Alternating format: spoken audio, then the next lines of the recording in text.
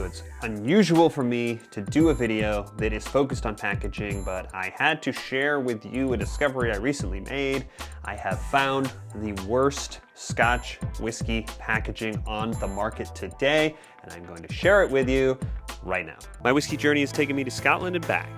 I've explored whiskey education, tastings, and distilleries from Islay to Speyside.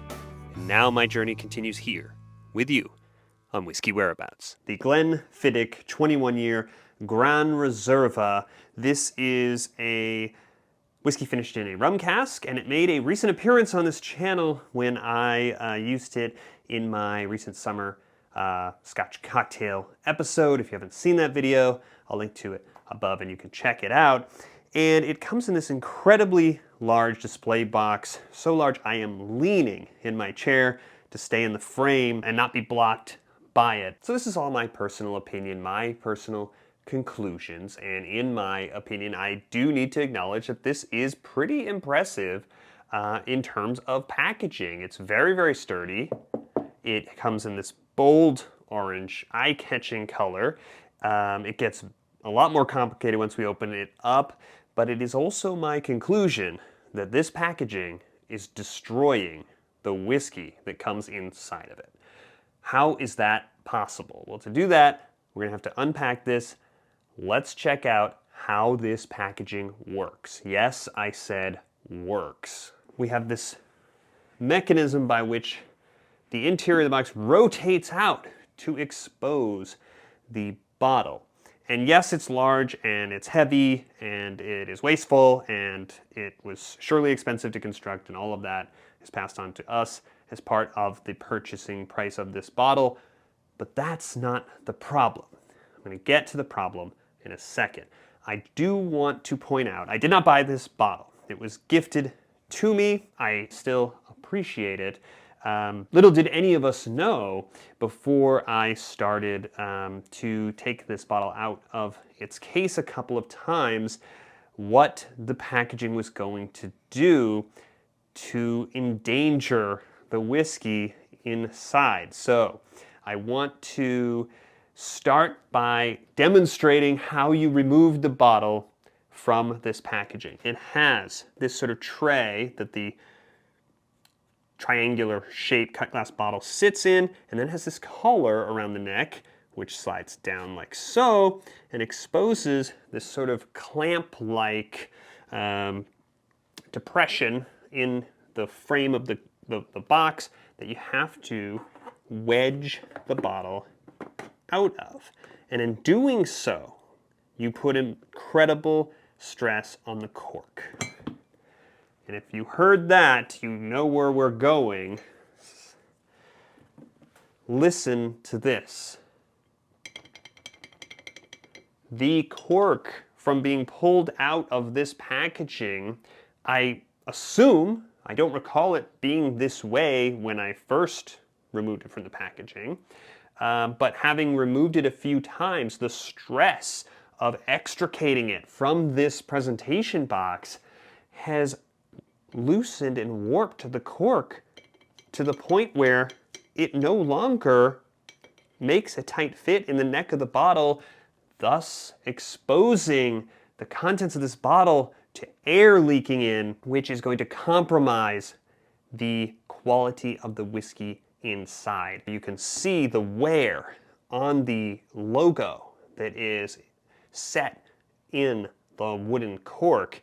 It has been rubbed dull from the friction of coming in and out, and now I have a cork. I mean, it makes a popping noise. You do have to pull it a little, but it is really not making a very good seal. And so now, one of the big selling points for this whiskey, which has a really healthy age statement, but is a 40% whiskey.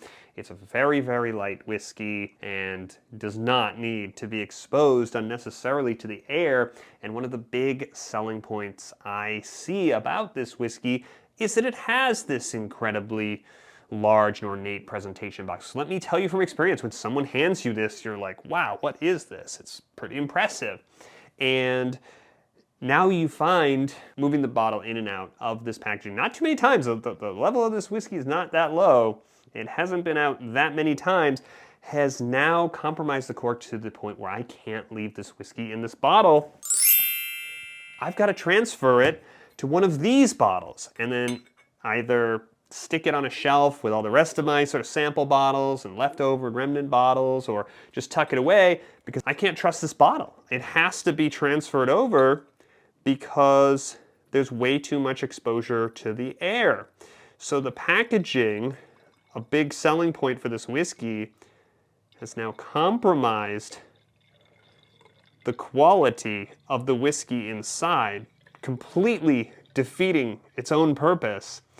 I will put the rest in some smaller bottles so that I can keep the headspace very, very low and limit any potential issues with exposure to the air, since this bottle has been leaking air, I assume, for some time. Maybe I got a bad bottle.